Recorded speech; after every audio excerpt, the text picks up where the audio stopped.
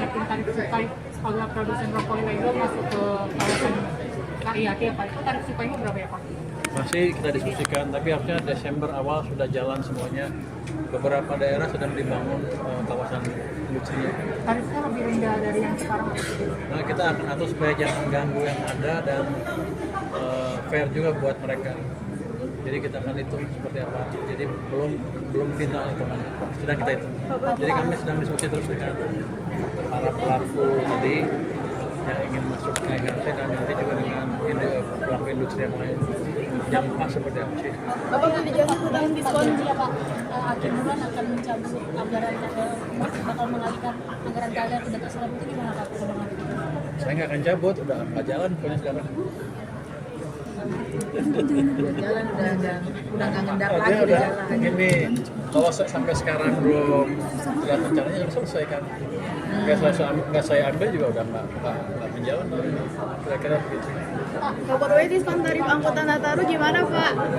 Pengembangan pajak. Terakhir sih saya lihat gerakannya agak pelan kan. Itu hampir 8 triliun, tapi saya akan cek lagi. Saya cek lagi. Kayaknya Belum nambah ya Pak? udah nambah 1 triliun nambahnya dari angka terakhir yang saya sampaikan ke media. Kayaknya tambah 1 triliun, 8 triliun kayaknya. Pak, soal media luar Pak. Pertama mereka memang nggak punya uang, ada yang juga bayarnya bertahap, nggak langsung semua tapi dicicil, jadi nggak sekaligus nemu sekarang. Tapi kita kejar terus. Yang jelas mereka nggak bisa lari aja. Pak, soal media luar Pak yang nyenggol IKN katanya bakal jadi kota hantu gitu Pak. Di tengah anggaran yang seret ini gimana Pak?